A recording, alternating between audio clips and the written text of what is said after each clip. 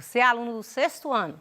Eu sou a professora de Ciências Leonora, estou com você hoje para mais uma aula de Ciências e estamos aí iniciando, dando continuidade aos nossos PET e hoje nós damos início ao PET 4 e o tema da aula de hoje é Constituição da Matéria.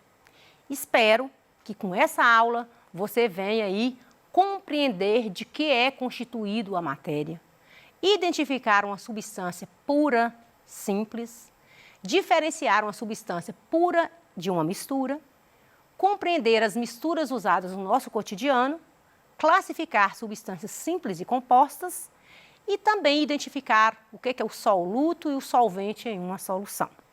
Então, a aula de hoje nós vamos abordar de que é feita a matéria. Nas semanas anteriores, eu conversei com você sobre matéria. Falamos que matéria é tudo aquilo que tem massa e que ocupa lugar no espaço. Então, nós falamos várias propriedades da matéria, mas hoje nós vamos abordar aí de que é constituído a matéria. Na verdade, a matéria é constituída por átomos. Então, são partículas muito pequenas, muito microscópicas, que você só consegue enxergar com microscópio.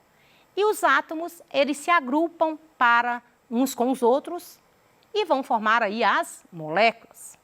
Então, as moléculas é a menor porção formadora de uma substância. Então, se você pegar aí a água, por exemplo, a menor partícula formadora da água é a molécula de H2O, que são 2 átomos de hidrogênio e um átomo de oxigênio, H2O. Então, vou mostrar aqui para você, vou tentar fazer uma demonstração e você pode aí fazer também na sua casa.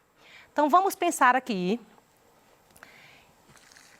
Tentei aqui fazer várias massinhas de modelar. Você pode utilizar aí na sua casa. E é como se cada bolinha dessa aqui fosse um átomo. Então, vamos imaginar aí que essa verde são os átomos de hidrogênio. Essa aliás, de oxigênio, a verde, a vermelha, os átomos de hidrogênio e essa azul aqui, o átomo de carbono. Então, vamos imaginar aqui esse oxigênio aqui. Esse oxigênio é um átomo. Se ele juntar com um hidrogênio e mais um átomo de o oxigênio com mais 2 átomos de hidrogênio, eu posso falar que formou a molécula da água. Então, aqui eu tenho o hidrogênio, que é um átomo, outro hidrogênio, que é outro átomo, e aqui o oxigênio, que é outro átomo. Então, se eu junto 2 átomos de hidrogênio com um de oxigênio, eu vou falar que eu tenho uma molécula H2O, a molécula da água. Então, vamos imaginar aqui, eu tenho oxigênio, o átomo de oxigênio. Se ele junta com esse outro átomo de oxigênio, vai formar a molécula de oxigênio, que é o gás que a gente usa para respirarmos. Então, imagina que eu tenho agora 3 átomos de oxigênio. Oxigênio, oxigênio, oxigênio. Eu juntei 3 átomos. Eu formei a molécula do gás ozônio. Então, você percebe, então, que a união dos átomos vão formar as moléculas. Vamos imaginar que eu estou aqui com esse átomo de carbono, esse azul, peguei mais 2 átomos de oxigênio. Eu vou formar CO2, quer dizer, 2 átomos de oxigênio com o carbono formou o gás carbônico, que é a menor porção formadora desse gás que nós utilizamos na nossa respiração. Então, é só uma demonstraçãozinha para você entender o que é átomo e o que é molécula. Agora, continuando aqui. Então, a matéria ela é constituída de átomos. Esses átomos se agrupam, formam as moléculas. E essas moléculas é que vai formar tudo que são as substâncias, a menor porção formadora de uma substância. Então, na verdade, as substâncias, seja a água, o ar, que é uma substância, a água é uma substância, tantas substâncias que a gente lida no dia a dia, eles têm a menor porção formadora, que é a molécula. A molécula, então, eu vou falar que é a menor parte formadora de uma substância. Essas moléculas, um copo com água tem trilhões de moléculas H2O. Ou seja, são muitas moléculas. Esse ar que você respira tem muitas bilhões, trilhões e trilhões de moléculas aí de gás carbônico, de oxigênio. Por quê? Porque essas moléculas, elas se agrupam para formar as substâncias.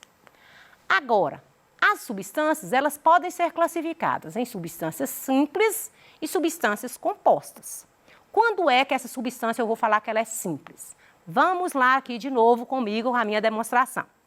Se eu tenho a substância constituída só por um tipo de átomo, eu vou falar que essa substância é substância simples. Por exemplo, aqui eu só tenho, para formar o gás oxigênio, eu tenho só oxigênio, só o átomo oxigênio. 2 aqui formaram uma substância simples. Se eu tenho o ozônio, 3 átomos de oxigênio, substância simples, porque só tem oxigênio, não tem outro elemento. Mas se eu pego aí o gás carbônico, CO2, eu já passo a ter uma substância composta. Porque eu tenho o oxigênio, mas eu tenho outro elemento diferente aqui, que é o carbono. Essa substância é uma substância composta. A água, por exemplo, é uma substância composta. Por quê? Porque eu tenho 2 átomos de hidrogênio com 1 átomo de oxigênio. Então, eu vou dizer que a água é uma substância composta, porque ela tem 2 elementos diferentes, 2 átomos diferentes entre si. Então, a substância simples é o oxigênio, hélio, nitrogênio, ozônio. São substâncias simples, porque só tem um tipo de elemento químico, que no caso aí é oxigênio, só tem oxigênio. Nitrogênio, gás nitrogênio, só tem nitrogênio, o ozônio também. Já a substância composta são aquelas constituídas por mais de um tipo de átomo. Por exemplo, eu mostrei para você na minha demonstração, mas tem aqui outros exemplos. Água, H2O, hidrogênio, oxigênio. Eu tenho aí o gás carbônico, o etanol, que é carbono, hidrogênio, oxigênio. Então, você está observando que quando eu tenho mais de um tipo de átomo, eu vou falar que a minha substância é composta. Não preocupe, porque essa matéria você vai ver no decorrer do 6º ano, você vai ver em outras séries posteriores, então você vai assimilando aos poucos, né, o seu entendimento, vai pesquisando e vai fazendo aí, vai pesquisando no seu livro de ciências, que você vai compreender detalhadamente aí sobre substância pura, sobre substância simples, substância composta. Agora, você já deve ter ouvido muitas vezes alguém dizer assim, água pura da fonte, ar puro da montanha. Mas para você, o que significa dizer que um determinado material é puro? Então eu vou dizer que um material é puro, uma substância é pura, quando ela só tem um tipo de molécula. Se ela tiver mais um tipo de substância ali misturada, eu vou falar que é uma mistura, que ela não é uma substância pura. Então vamos lá? Você sabia que a maioria dos materiais que nós encontramos nos ambientes, aí na natureza, não são puros? Ou seja, eles são compostos por diferentes tipos de substâncias. Ou seja, então eles formam uma mistura. Pensa aí para você ver a água que você toma aí na sua casa. Ela não tem só hidrogênio e oxigênio. Ela tem o flúor, ela tem outras substâncias, sais minerais dissolvidos. Então, ela tem várias outras substâncias. Então, a água que nós tomamos, ela não é uma água pura. Por quê? Porque ela tem outras substâncias ali misturadas. Mas se você pegar, por exemplo, uma água destilada, uma água que utiliza em laboratório para fazer aí medicamentos, ou até mesmo aquela água da tampa da chaleira aí da sua casa, que quando coloca água para ferver, aquela água, ela é uma água pura. Por quê? Porque ela só tem a molécula H2O, ela não tem outro tipo de substância. Então, se eu pego uma substância, se eu pego mais de várias substâncias e agrupo, eu vou falar que eu tenho uma mistura. Então, toda vez que você juntar aí uma, 2 ou mais substâncias, você vai falar que você tem uma mistura. Então, é possível aí identificar várias misturas aí no nosso cotidiano. É esse ar que nós respiramos, que é uma mistura, que é o ar atmosférico.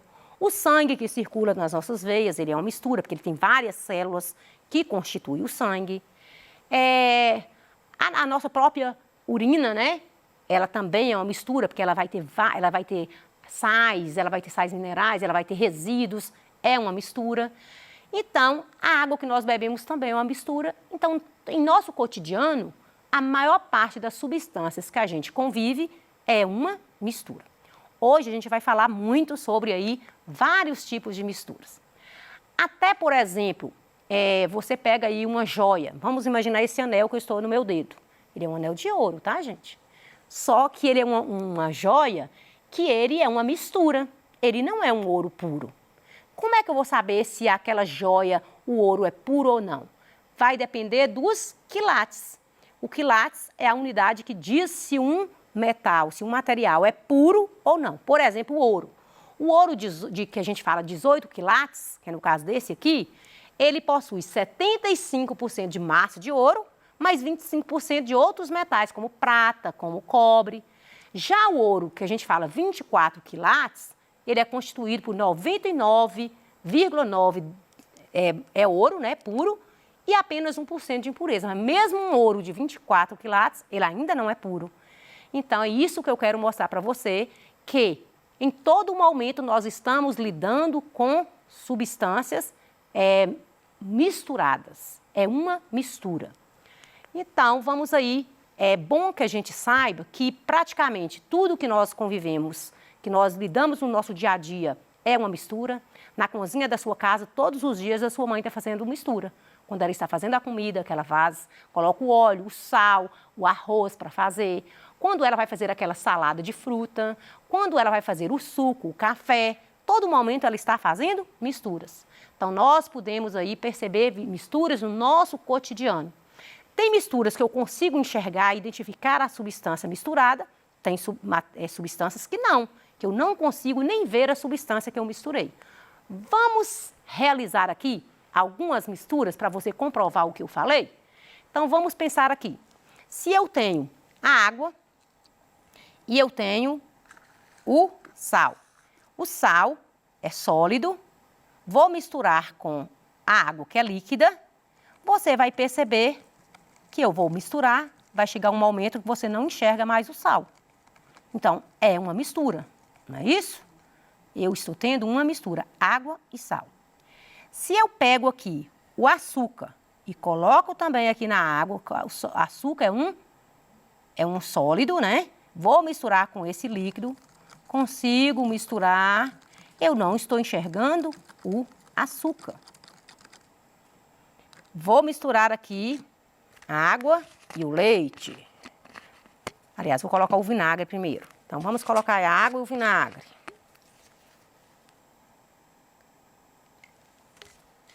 Você também, agora, você consegue identificar aí o vinagre e o que era água? Vamos pensar aqui na água e no óleo? Eu quero que você observe comigo água e sal. Você consegue identificar o sal? Água e açúcar. Você consegue identificar o açúcar? Água e vinagre. E você ainda tem água e óleo. Mas eu posso misturar também. Aqui eu tentei misturar, às vezes, sólido. Ainda tem o leite, né? Que eu quero que você perceba também essa mistura do leite, que é muito importante aqui. Água. Vamos colocar um pouco de leite. Ó, vamos misturar. Percebe essas misturas aí que sua mãe faz todos os dias na sua casa. Mas se eu pegar aí feijão, misturar com milho, são dois sólidos.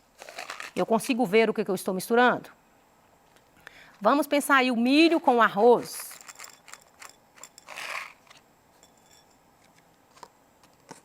Vamos pensar aqui o arroz e o feijão, que é uma mistura tão gostosa, né, que a gente come todos os dias na nossa casa.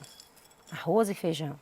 E vamos colocar aí, por exemplo, essa malha de ferro com o arroz.